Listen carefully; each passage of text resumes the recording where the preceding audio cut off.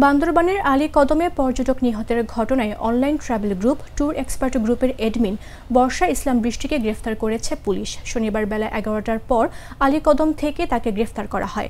বান্দরবানের অতিরিক্ত police super পুপার Jinia Chakma বিষয়টি নিশ্চিত করেন। তিনি জানান, ঘটনার পর থেকে তিনি পুলিশ হেফাজতে ছিলেন। নিহত পর্যটক স্মৃতি আক্তারের বাবা বেলা 11টার দিকে মামলা করলে বর্ষাকে গ্রেফতার দেখানো হয়। স্থানীয় সূত্রে জানা যায়, গত 11 জুন ট্যুর এক্সপার্ট গ্রুপের অ্যাডমিন বর্ষার নেতৃত্বে 33 পর্যটকের একটি দল আলী কদম যায়। পর্যটক দলটি 22 ও 11 জনের দুটি দলে বিভক্ত হয়। যাত্রাপথে 22 জনের দলটি তৈনখাল পারাপার হওয়ার সময় 19 নিরাপদে পার হলেও স্রোতের তোড়ে কো-হোস্ট হাসান সহ 3 জন তৈলখাল পার হতে পারেননি। এই 3 জনের একজন শেখ জুবাইরুল ইসলাম, যার মরদেহ বৃহস্পতিবার ভোরে আলী কদমের কানাই মাঝির ঘাটে পাওয়া যায়। শুক্রবার সকাল 10:30টায় আলী কদমের তৈনখালের আমতলী ঘাট এলাকা থেকে স্মৃতি আক্তারের মরদেহ উদ্ধার করা হলেও হাসানের খোঁজ এখনও পাওয়া যায়নি।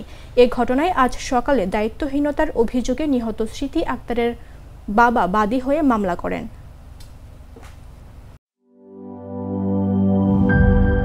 এই ঈদে জামা জুতো অ্যাক্সেসরিজের ডিসকাউন্ট।